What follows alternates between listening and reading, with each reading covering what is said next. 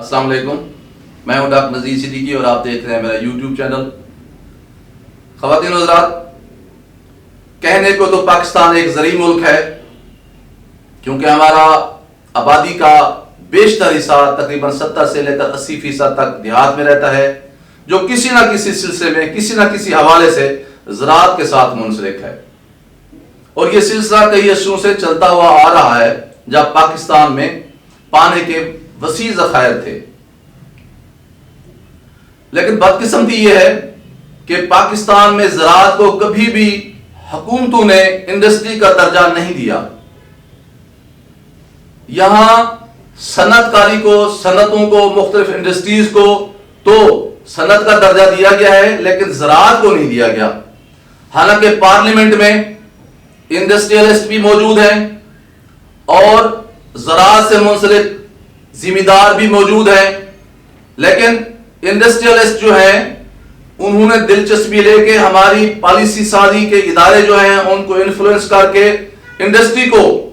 جو مختلف جو فیکٹریز ہیں، اسے تو ایک صنعت کا درجہ دلوا دیا ہے، لیکن زراعت کو آج تک نہیں مل سکا، جس کا زیادہ سے نقصان وہ پاکستان کے کاشتکار کو ہو رہا ہے۔ یہاں کوئی تحقیقات نہیں ہو رہی۔ آپ بھلے کہہ رہے ہیں کہ جناب زرعی یونیورسٹی فیصل آباد موجود ہے، وہ صرف موجود ہے، وہاں کوئی تحقیق یا ریسرچ نہیں ہو رہی۔ آج تک کوئی ایسا نیا بیج گندم کا، کماد کا یا کپاس کا یا کسی اور جنس کا زرعی یونیورسٹی فیصل آباد نے نہیں بنایا جسے عالمی سطح پر سراہا گیا ہو یا کسی اور ملک نے ہم سے وہ امپورٹ کیا ہو۔ ہمارے مقابلے میں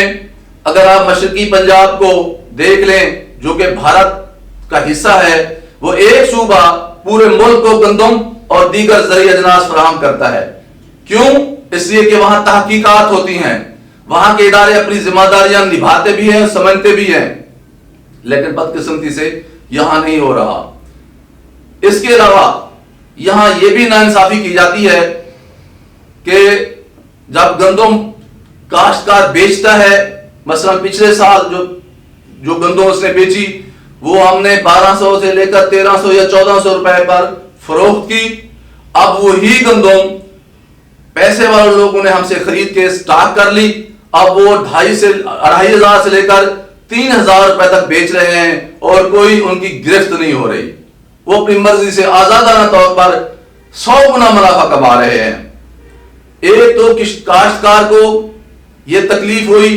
کہ اس نے کم نرخ پہ اپنی گندم فروخت کی، اور آج جب وہ دیکھتا ہے کہ وہی میری دی ہوئی گندم 100 گنا زیادہ ریٹ پر بک رہی ہے تو اسے بڑی تکلیف ہوتی ہے اور وہ بڑا مایوس ہوتا ہے۔ اور پھر وقت گزرنے کے ساتھ ساتھ یہ جو زرعی انپوٹس ہیں یا مداخل ہیں، اس میں بیج ہیں، اس میں کھاد ہے، اس میں سپرے کے ادویات ہیں، کیڑے مار ادویات ہیں، تیل ہے، یہ ساری چیزیں ان کے ریٹ سے بڑھ رہے ہیں۔ کھادوں کے ریٹ بہت زیادہ بڑھ گئے ہیں، لیکن زرعی اجناس کی جو قیمتیں کاشتکار کو وصول ہوتی ہیں وہ بہت ہی کم ہیں۔ پھر ایک دور تھا پاکستان کا جو ایک زرعی نظام ہے وہ دنیا میں جانا پہچانا جاتا ہے، بہت ہی زبردست قسم کا نظام ہے، لیکن بدقسمتی سے ہم اسے بھی قائم نہیں رکھ سکے۔ بہت ساری ایسی نہریں جو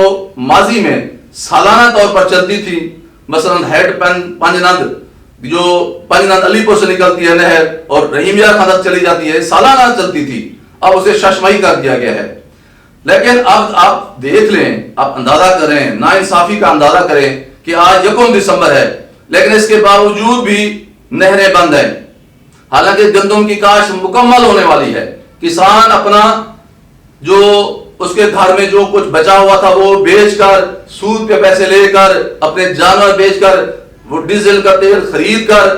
اپنے انجن چلا کر، دوسروں سے پانی خرید کر اپنی گندم کاشت کر رہا ہے۔ حکومت باہر سے گندم درآمد کر رہی ہے، لیکن یہ نہیں کر رہی کہ نہریں چلا دے، کھاد کا ریٹ سستا کر دے، لوگوں کو مزید سہولتیں دے دے، اور گندم کا ریٹ جو ہے وہ 1750 کی بجائے آپ کم از کم 2000 کر دیں، تاکہ لوگوں کو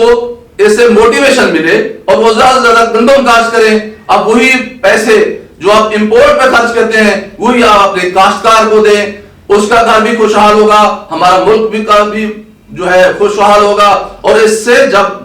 شہری خوشحال ہوتے ہیں تو پھر حب الوطنی بڑھتی ہے. اس لیے بہت ضروری ہو گیا ہے کہ حکومت پاکستان کو اس کا نوٹس لینا چاہیے اور فوری طور پر تمام نہریں ان نہروں میں پانی چلا دینا چاہیے تاکہ باقی جو 10-15 دن بچ گئے ہیں وہ نہروں میں آنے والے پانی کے ذریعے کاشتکار بیچارہ غریب اپنی بچی کچی جو زمین اس کی بچی ہوئی ہے وہاں وہ گندم کی فصل کاشت کر سکے. اس سلسلے میں بطور خاص پرائم منسٹر کو نوٹس لینا چاہیے کیونکہ وہ سمجھ سکتا ہے کہ دیہاتی کتنی پریشان ہے. خواتین و حضرات، آپ سے گزارش ہے کہ میرے YouTube channel doctor Nazir Siddiqui اور ماشاء اللہ اشتاق کو سبسکرائب فرمائیں، اس ویڈیو کو زیادہ شیئر کریں اور گھنٹی کے بٹن کو ضرور دبائیں تاکہ میری تمام ویڈیوز آپ دوستوں کی خدمت میں پہنچتے رہیں. اپنا خیال رکھیے، اپنے گھر والوں کا خیال رکھیے، عزیز و اقارب کا خیال رکھیے اور سب سے بڑھ کر اپنے اس پیارے پاکستان کا خیال رکھیے جس نے ہمیں شناخت عطا کی ہے. بہت شکریہ. السلام علیکم.